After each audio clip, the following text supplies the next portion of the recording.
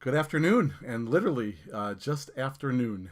In Hebrew, it's Soharaim. It's Soharaim Tov. Should be hopefully a good afternoon. The sun is out where I am in St. Louis, in University City.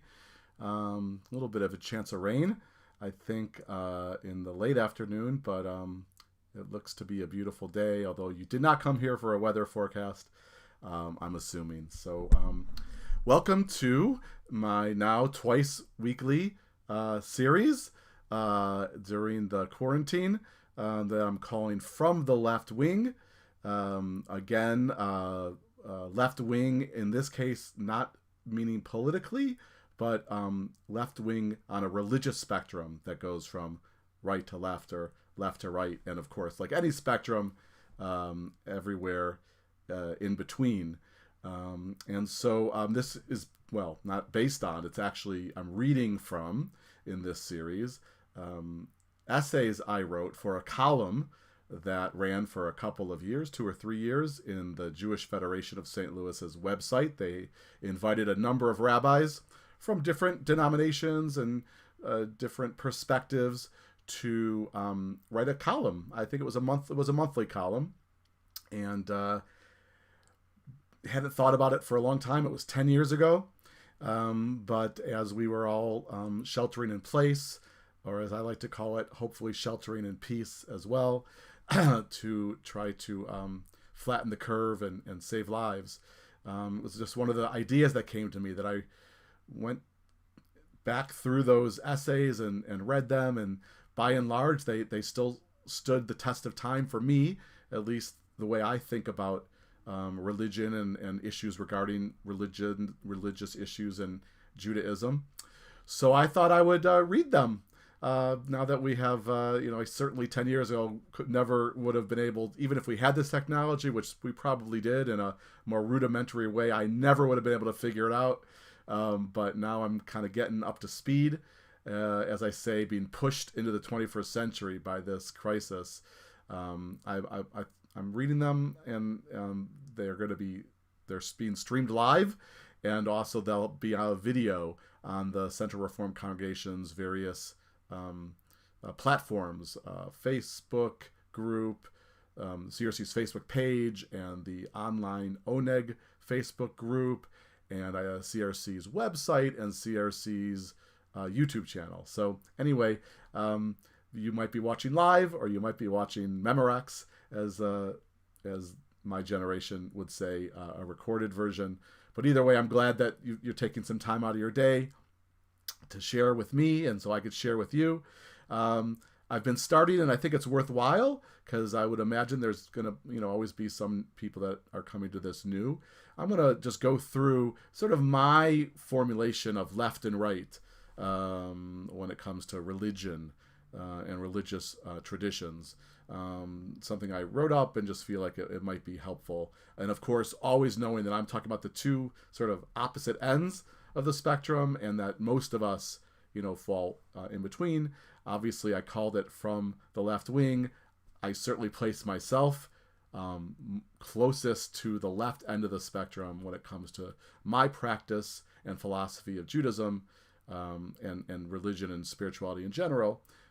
So here it is. So when it comes to left and right, when it comes to religiosity and religious behavior, I guess is a good way to put it, the left is as flexible as possible when it comes to religious behaviors, in terms of what people do and how they do it, and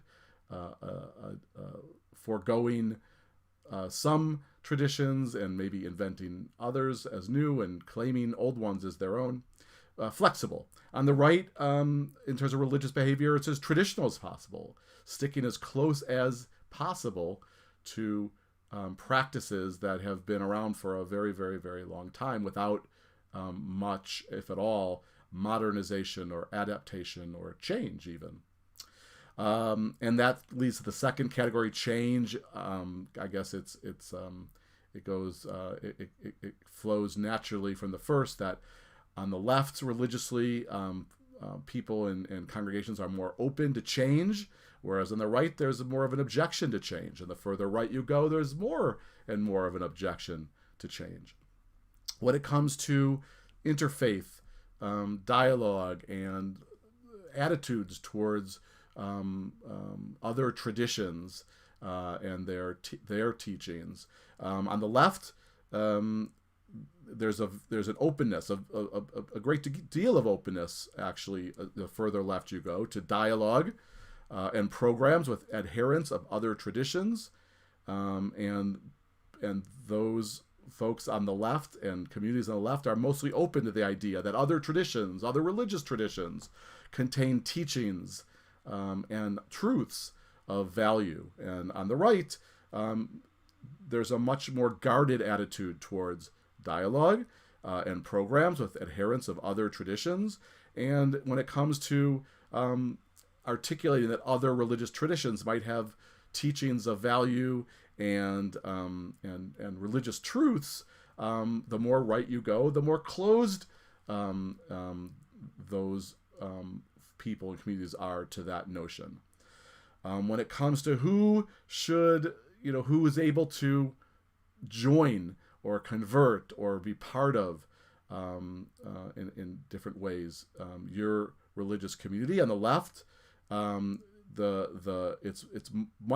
it's very broad and inclusive, the definitions about who can identify with their tradition, with their community.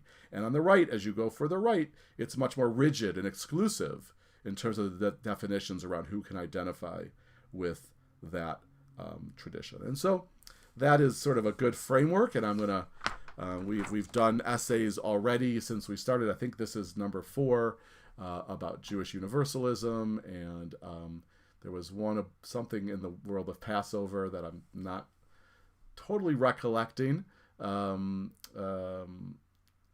off the top of my head, and then the hair one about long hair and religion and Judaism, and apparently that there was a lot of conversation, and people were intrigued by that. So I'm glad about that. Somebody is commenting that they came late. I promise you won't get a demerit. And yes, you can access the whole talk later, probably like 20 minutes after it's over. It'll be a video on the CRC Facebook page. So this one's about food, and it's lunchtime, and I have a busy afternoon in front of me. Unfortunately, I have to officiate a funeral, so it's lunchtime, and I'll certainly need to eat between finishing this broadcast and on with the rest of my day. Specifically, in a Jewish context, it's about keeping kosher.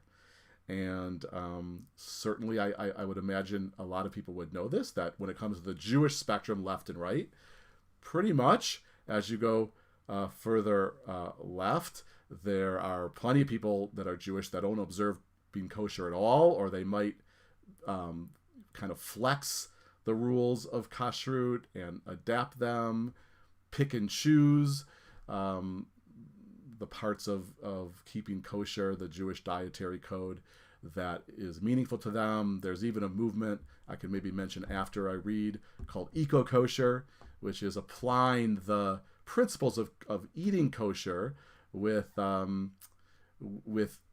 what we consume other than food in an environmental sense. So using recycled paper is eco-kosher in this framework, and using not styrofoam is eco-treif, treif being the word in Yiddish for unkosher and not kosher. So, and then of course, as you go to the right in the Jewish world, people and communities are stricter and stricter about following the laws of kosher, of keeping kosher, true to how they were in the Torah and the oral Torah and Jewish law. So this is called Food for Thought, and I do remember being pretty pleased with myself when I chose that title. So there's that.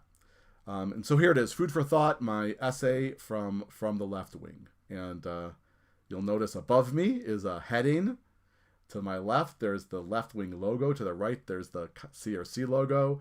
I keep on learning about this technology, and I want to publicly thank Rabbi Daniel Bogard for kind of gently and lovingly guiding me on this path. Food for thought. My family keeps a kosher home. We have separate dishes for meat and dairy meals. When we eat meat, it has to come from a kosher butcher, and we don't consume shellfish or pork. When I tell people this, that we have a kosher home, some think it's a no-brainer because I'm a rabbi. But most people who know me well actually find the keeping kosher thing hard to believe because of my liberalism, because I come from the left wing.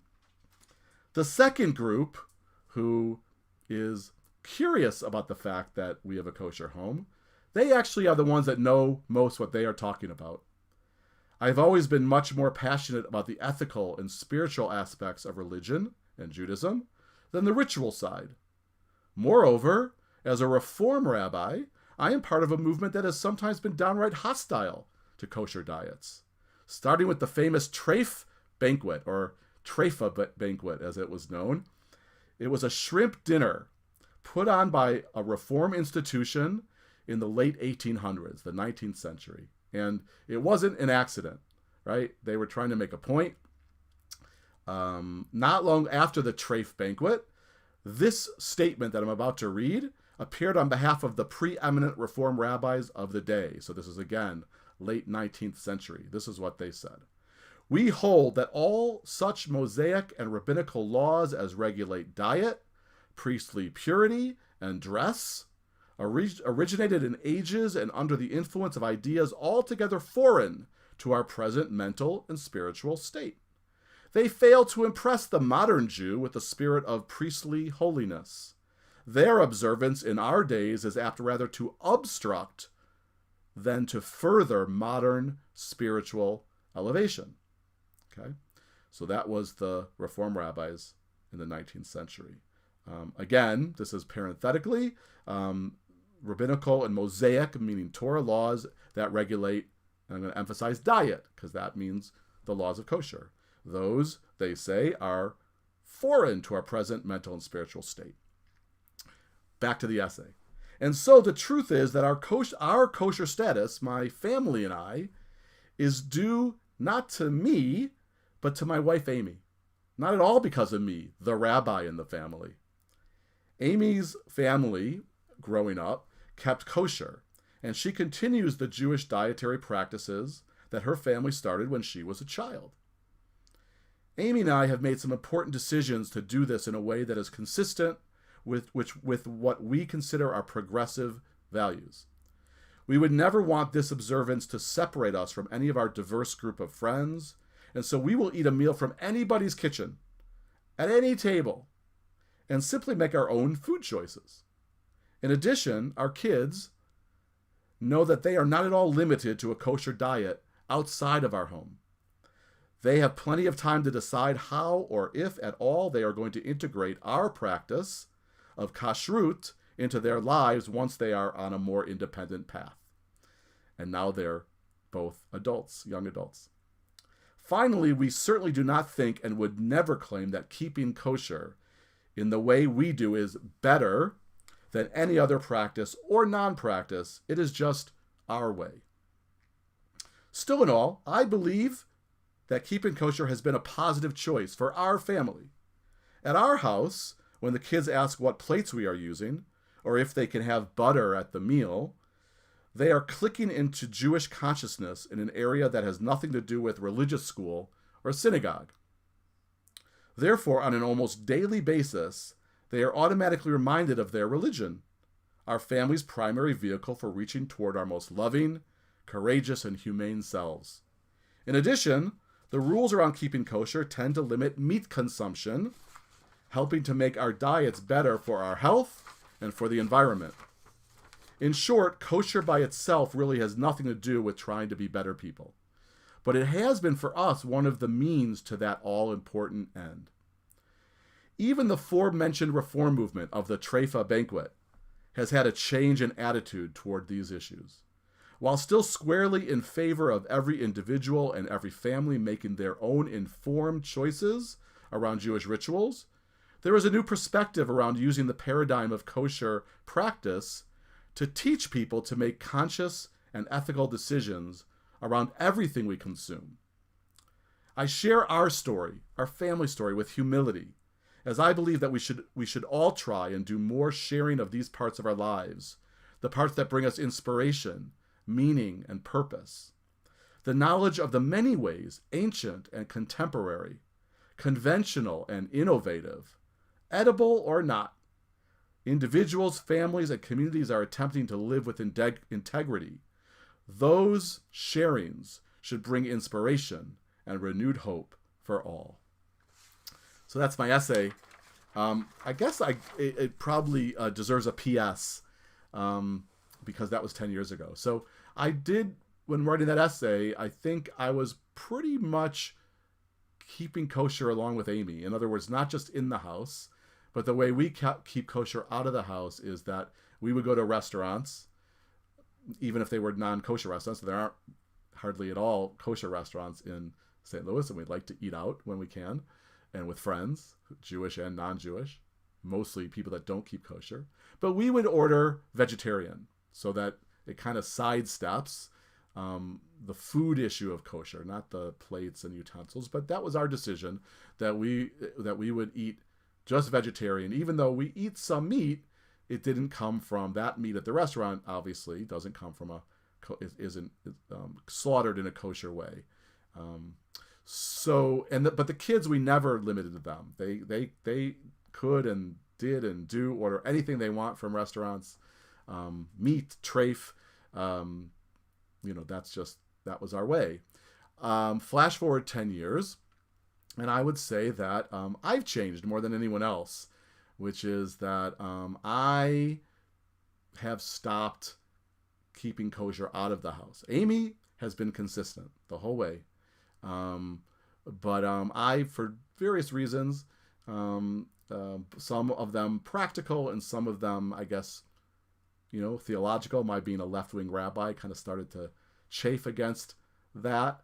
When we eat out, sometimes I'll eat vegetarian, but it would be not because I'm thinking in that moment about keeping kosher. And I will eat, non-kosher meat out at restaurants, and I don't eat much like treif, shellfish, but I certainly, don't have a prohibition on myself against doing so. So I wanted to be honest about that, forthcoming, I guess. The kids have remained the kids.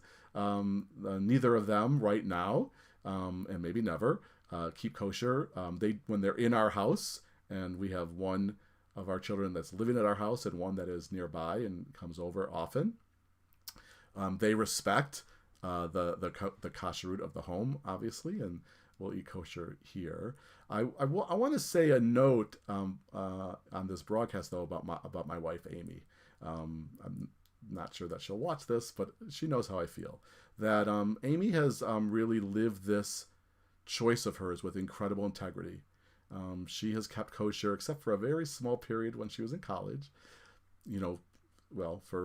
Since she was 8, 9, 10 years old. Her family came to kashrut and keeping kosher, not when she was born, but sometime after, into her childhood. And that's been very important for Amy. And number one, she has never wavered, even with 3 members of her loved ones, her husband and her 2 children, who, don't keep kosher at restaurants or at other people's homes. Amy has always maintained this as something really important to her. And at the same time, she doesn't judge us, her children and her husband, really letting us sort of go on our own path. And actually, I had a very long talk with my son. It's obviously during quarantine, there's some more time to have those long talks. And Gabe and I were up late and we were talking, and this came up, and I sort of said to him, really admire Mom for just keeping true to that. That's really important for her and something really resonant with her. And my son, he said, you're right. He said, I'm thinking about it in a whole new way. I think for him sometimes it's a little bit of an aggravation that he can't have a cheeseburger in the house or whatever it is. But it was interesting through the conversation, and I'm sure it was there somewhere in him. He said, wow, you're right. That takes a lot. That took a lot for Mom, and takes a lot for Mom to stay on this path, and to do it in such a menschy way. And so I was really happy about the outcome of that conversation. And he mentioned it to my wife. He mentioned it to his mom a few nights later, that he really kind of had been thinking about it, and we've been talking about it, and he just wanted her to know how he felt. Again, I, as a left-wing person and Jew and rabbi, I don't think that my way is worse or better than Amy's way. And I kind of find it delightful that two Jewish people, in love with each other and married to each other, and who respect each other, have such different sort of, when it comes to something so, pertinent, what you eat, you got to eat, every day, that we've really navigated together, our different ways of doing that. And so I just wanted to bring that up. And I guess the upshot of the whole sort of episode here is that, it was sort of a trick question. Why does the left-wing rabbi have a kosher home? And, one possible thing is, well, that's a great question, because that person's a left-wing rabbi. And so left-wing is associated with less, rigidity around kashrut. And then the other thing is, what I said at the beginning, some people would say, well, he's a rabbi, or they're a rabbi. Of course they keep kosher, right? And so it's sort of a trick question, because the answer was, it has nothing to do with the rabbi at all. It has to do, why does the left-wing rabbi have a kosher home? It's because of his spouse, his wife. And that's why we have a kosher home. And going on, over 2 decades of marriage and family life, and it's working out really well. So that is from the Left Wing for this Tuesday. There will be another episode Thursday at noon. I haven't yet picked out the essay, so there's no teaser. I think I teased this one last Thursday. There's no teaser, but I will choose one, and hopefully it'll be interesting and provocative. That was part of what I was hoping for with this column, was to be provocative, and to inspire conversation. And speaking of that, I've got a long comment. I want to make sure I get to this. Let's see. Okay, a couple comments. So this is from Stephen, who says, another left-winger. Hi, left-winger. Actually, I should wave with my left hand. Who keeps kosher for some of the same reasons, and eats veggie out only. So there you go, right? Pluralism, what a wonderful thing. And then this one says, throughout our marriage, John and I think this is Karen, have progressively deepened eco-kashrut. So remember that making choices using kosher language, but choices about environmentalism in our life together. Before I converted to Judaism, even before this person converted to Judaism, they were working on eco-kosher. Lately, John, who's their son John, called us to go even further in response to the climate crisis. So we joined a CSA, a community-supported agriculture group, through which we can get locally, sustainably, and humanely raised meat, poultry, dairy, and eggs, making decisions based on ethics, which also gives people the space to do the same in their own lives, is a really powerful spiritual practice for us as a family. And all I can say to that is amen. And that's comment that it will be on Facebook. If you want to really kind of look at it closely, I encourage you to do so. Becky says, I keep kosher light. So again, another on the spectrum, right? As a discipline, as a way to be more mindful, and as a way to eat less meat.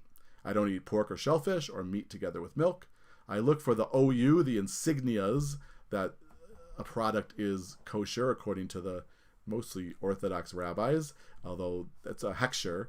There has been interesting movement, more progressive, conservative attempts at providing hechshers based on a little bit of a less stringent standard. But anyway, but I also eat meat that has not been kosher slaughtered, like I do.